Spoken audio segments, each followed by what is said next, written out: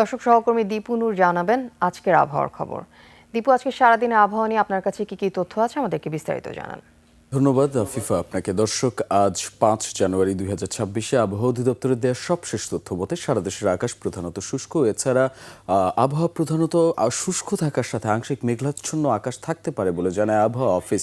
তবে সারা দেশের তাপমাত্রার ন্যায় আগামী ২৪ ঘন্টায় কিছুটা শৈত্যপ্রবাহ বয়ে যাওয়ার সম্ভাবনা রয়েছে।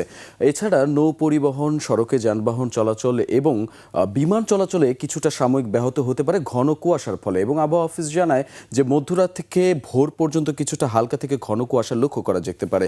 এই মুহূর্তে ঢাকা সহ কয়েকটি জেলার তাপমাত্রার দিকে লক্ষ্য করলে আমরা দেখতে পাচ্ছি ঢাকাতে ১৫ ডিগ্রি সেলসিয়াস রয়েছে, কুমিল্লা, চাঁদপুরেও ১৫ ডিগ্রি সেলসিয়াস। এছাড়া আমরা দেখতে পাচ্ছি ফেনীতে ১৬ ডিগ্রি সেলসিয়াস রয়েছে।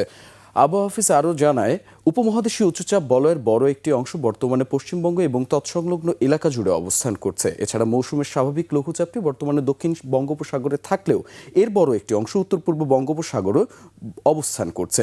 এছাড়া আরও একটি তথ্য যদি জানিয়ে রাখি, তাহলে আবহাওয়া অফিস জানিয়েছে গত ২৪ ঘন্টায় সর্বোচ্চ তাপমাত্রা রেকর্ড করা হয়েছে টেকনাফে ২৬ ডিগ্রি সেলসিয়াস। এছাড়া সর্বনিম্ন তাপমাত্রা রেকর্ড করা হয়েছে শ্রীমঙ্গলে ৯ ডিগ্রি সেলসিয়াস।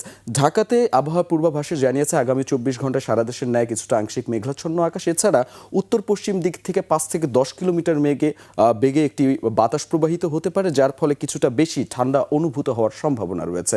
দর্শক, আজ সূর্যাস্ত হবে সন্ধ্যা ৫টা ২০ এবং আগামীকাল সূর্যোদয় হবে ভোর ৬টা ৪২ বলে জানায় আবহাওয়া অফিস। এই ছিল আজকের আবহাওয়া নিয়ে আমার কাছে সবশেষ তথ্য। ফিরে যাচ্ছি স্টুডিওতে আফিফার কাছে। আফিফা।